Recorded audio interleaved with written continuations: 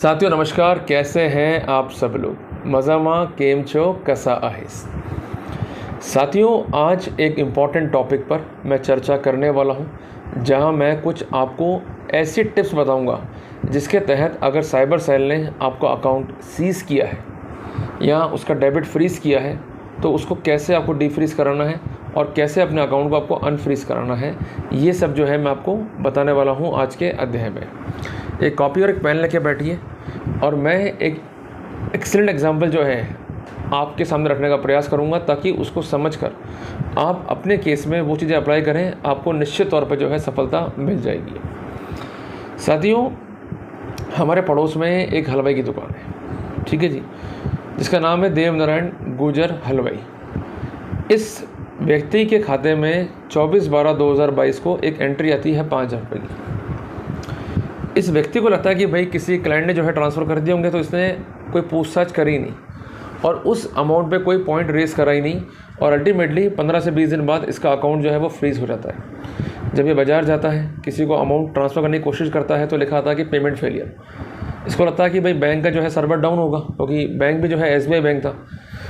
अब प्रॉब्लम जो है लगातार जो है रही, प्रॉब्लम जो है परसिस्टेंट रही लगातार 4 से 5 दिन तक। तो उसका दिमाग ठनका कि भाई ये पेमेंट करता हूँ, जा क्यों नहीं रहा है, बाकी सबके हो रहे हैं, मेरा क्यों नहीं हो रहा है। फिर ये बैंक जाता है, बैंक जाके मालूमात करता है, तो उसको मालूम पड़ता है कि इसके खाते में 24/12/2022 को 5,000 रुपये आए थे, और वो अमाउंट जो है सस्पेक्टेड अमाउंट था। साइबर फ्रॉड करने वाले व्यक्ति ने इसके खाते में ट्रांसफ़र कर दिया, जिस कारण से जब ये मामला संज्ञान में आया साइबर सेल के, तो उन्होंने तुरंत नोडल सेल होती है बैंक के पास में, एक साइबर सेल के साथ साथ एक नोडल सेल भी होती है, वहाँ पर कम्युनिकेशन करा साइबर सेल ने और इस खाते को फ्रीज़ करने के डायरेक्शंस दिए। तो उन्होंने क्या करा कि इमीडिएटली जो है फ्रीज़ करके इन्फॉर्म कर दिया साइबर सेल अहमदाबाद।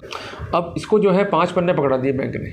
5 पन्नों में जो पन्ना नंबर 1 था वो क्या था कि आपका अकाउंट जो है वो फ्रीज़ कर दिया गया, ठीक है। सेकंड में क्या था कि इस खाते के साथ जो है फ्रॉड हुआ है, इस व्यक्ति के द्वारा हुआ है और उस व्यक्ति के खाते से आपके खाते में 5,000 रुपये की एंट्री है। तीसरे में था कि किन अथॉरिटी के आदेश से हुआ है। चौथे में था कि उनके एड्रेसेस वगैरह क्या हैं, और 5वें में था कि रिड्रेसल के लिए आप निम्न नंबरों पर और ईमेल पे जो है फ़ोन कर सकते हो। अब ये बंदा परेशान कि करे क्या। जब बैंक के पास जावे तो बैंक तो उसकी हेल्प कर नहीं पा रहा है, ना कोई बात समझ पा रहा है। बैंक एक ही बात कह रहा है कि हमको जो है जब डायरेक्शन आएंगे हायर अथॉरिटीज़ के तभी हम डिफ्रीज कर पाएंगे, तब तक आपको शांति रखनी पड़ेगी। ऐसा करते करते करते करते करीबन 6 महीने बीत गए। इसने क्या करा कि फिर IDFC बैंक में जो है खाता खुलवा लिया और अपना वापस से नया काम शुरू कर दिया। बट जिन बंदों के पास उस खाते का QR कोड था, वो पेमेंट डाले जा रहे हैं, तो एंट्री आ तो रही है जिसको हम कहते हैं क्रेडिट फॉलोइंग, पर एंट्री जा नहीं रही है जिसको हम कहते हैं डेबिट होना। अब अल्टीमेटली क्या कि ये परेशान है, उस खाते में 1.5 लाख पड़े हुए हैं, पर 1.5 लाख किसी काम कर्म के नहीं। उसको तनख्वाहें पे करनी है अपने एम्प्लॉयज़ को, वो पे नहीं कर पा रहा है। उसको सामान मंगाना है अपने दुकान के लिए, रॉ मटेरियल मंगा नहीं पा रहा है। अल्टीमेटली परेशान हुआ के थक थका के ये कई बार जो है बैंक गया, पर उसका कोई रिजल्ट निकल नहीं पा रहा था। फिर अल्टीमेटली ये आया एक एडवोकेट के पास में। अब एडवोकेट साहब ने क्या बोला कि हम जो है नोटिस देंगे बैंक को और बैंक जो है समाधान निकालेगा, पर बैंक को नोटिस देने के बाद भी बैंक जो है समाधान नहीं निकाल पाया, क्योंकि बैंक के पास पावर ही नहीं है। समझने की बात ये है, आपको एक साइकिल के साथ जो है चलना पड़ेगा, वो साइकिल जो है ब्रेक नहीं करना है। अल्टीमेटली इस केस को जो है एक प्रॉपर तरीके से जो है टेकअप किया गया, और उसके बाद जो नंबर उस लेटर में लिखे हुए थे 5 नंबर, उनमें से कई नंबरों पर जो है ट्राई किया गया, पर वो नंबर जो है उठाए नहीं गए। बार बार जो है वो कॉल फेलियर हो रहे थे। बट यहाँ पर टीम ने जो है हार नहीं मानी, लगातार जो है उनको फ़ोन करते रहे। करीबन 4 से 5 दिन बाद वो नंबर पर फ़ोन जो है उठता है, बातचीत होती है, पूरा का पूरा प्रोसीजर जो है समझा जाता है।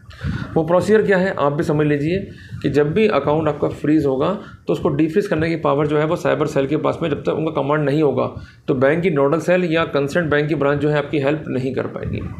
उनका कहना ये था कि आप एक प्रॉपर ज्ञापन या एक प्रॉपर नोटिस जो है साइबर सेल को सौंपो, अपनी सारी व्यथा बताइए और क्या क्या चीज़ें हम लोग बेस्ट कर सकते हैं वो बताइए, और क्या हेल्प आप चाहते हैं वो लिख के दीजिए। पर उन्होंने तो शॉर्ट में गाइड कर दिया, पर एक आम इंसान के लिए चीज़ों को समझना बहुत कॉम्प्लिकेट होता है। एक आम इंसान करे क्या? तो जो प्रोसेस मुझे उन्होंने बताया वो मैं आपके साथ जो है शेयर कर रहा हूँ। साथियों, सबसे पहली बात उनका कहना यह था कि जिसके द्वारा ये अकाउंट फ्रीज़ किया गया है वो अकाउंट फ्रीजिंग अथॉरिटी को जो है आपको लेटर एड्रेस करना है, जिसको हम कहेंगे memorandum addressing to an authority.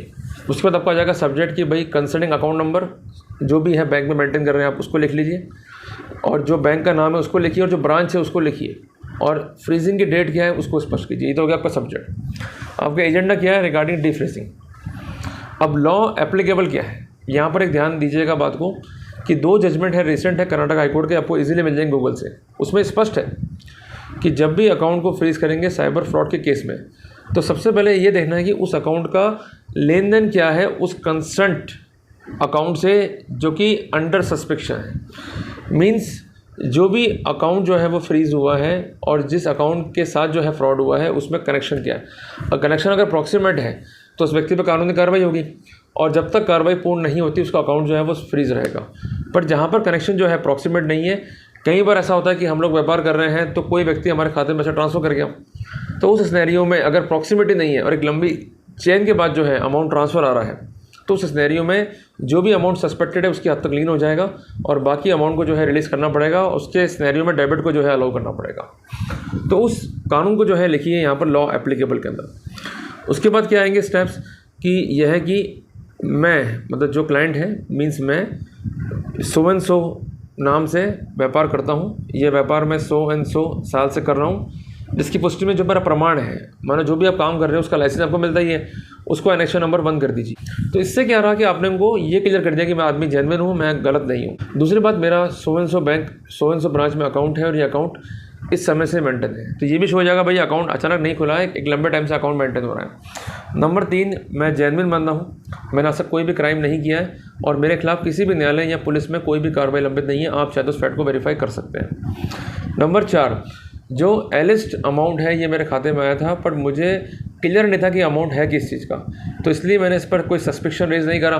बाद में मुझे मालूम पड़ता है कि ये अमाउंट जो है ये सस्पेक्टेड था और जिस व्यक्ति के द्वारा साइबर फ्रॉड किया गया था उस व्यक्ति ने मेरे खाते में जो है ये अमाउंट ट्रांसफ़र कर दिया, जबकि मेरा उस व्यक्ति से कोई लिंक नहीं है और ना ही कोई बातचीत फ़ोन पे है, ना ही कोई व्यक्तिगत रूप से मेरा इनसे परिचय है, जिसकी पुष्टि भी आप कर सकते हैं। मैं अपना फ़ोन नंबर आपको दे रहा हूँ ताकि आप नोडल से कम्युनिकेट करके इस नंबर की जाँच कर सकें और सही स्थिति क्या है उसका पता लगा सकें। ये बहुत जेन्युइन बात आपकी लगेगी वहाँ पर। चौथी बात कि मैं जो भी काम कर रहा हूँ वो बिल्कुल जेन्युइन वर्क है, मैं सोसाइटी में कर रहा हूँ, जिस जगह में कर रहा हूँ उसके आसपास कई दुकानें हैं, कई लोग जो है रहते हैं, रिहायशी एरिया है कुल मिला के। तो कुल मिला के मेरा ऐसा कंडक्ट नहीं है कि जिस कारण से ऐसा लगे कि मैंने कोई क्राइम किया है। अगर आपका इन्वेस्टिगेशन पूरा हो गया है तो मेहरबानी करके मेरा जो अकाउंट है उसका जो सस्पेक्टेड अमाउंट है उस पर लीन एक्सरसाइज करके आप रिमेनिंग अमाउंट को रिलीज़ करने की जो है ऑर्डर पारित करने की कृपा करें। क्लियर है? इसने यही का ये कॉरेस्पॉन्डेंस जो है उनको सबमिट किया और एंड में प्रेयर करिए कि अगर आप रिलीज़ नहीं करते हैं तो मुझे हाईकोर्ट जाना पड़ेगा आर्टिकल 226 संविधान के तहत, क्योंकि आर्टिकल 19 में जी में मेरा एक राइट है, राइट टू अर्न लिवलीहुड। जब मैं ईमानदार हूँ, आपको पूरा सोर्स दे रहा हूँ, उसके बाद भी आप रिलीज़ नहीं कर रहे हैं तो वहाँ पर मेरे पास अधिकार है कानूनी कार्रवाई करने का। और दूसरी बात है कि बिफोर मजिस्ट्रेट जाकर भी मैं कानूनी कार्रवाई करूँगा और 451 और 457 CRPC के तहत मैं अकाउंट को रिलीज़ कराने के राइट को भी जो है रिजर्व करता हूँ। ये जब ज्ञापन दिया गया तो मोटा मोटा 2 से 3 हफ्ते लगे और उसके पास एक मैसेज आता है कि आपका अकाउंट जो है वो डीफ्रीज कर दिया गया है, पर जो अमाउंट सस्पेक्टेड है उस पर लीन रहेगा, उसके लिए आप एक FD बना के जो है सबमिट कर दीजिए। तो कहने की बात है कि सिंपल स्टेप्स है जिसको फॉलो किया गया और रिलीफ जो है मिल गया।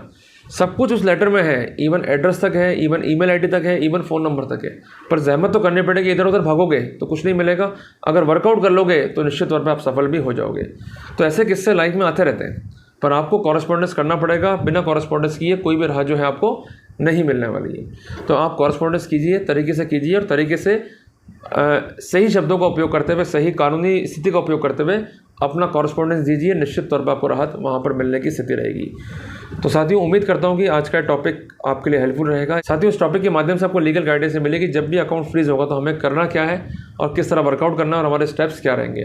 साथियों, उम्मीद करता हूँ कि टॉपिक आपको अच्छा लगा होगा। इस टॉपिक को लाइक और शेयर जरूर कीजिएगा और ऐसे ही अपडेट्स के लिए पेज को फॉलो और चैनल को सब्सक्राइब कीजिए। साथियों, मिलते हैं जल्दी एक नए टॉपिक के साथ। टिल देन, जय हिंद, जय भारत।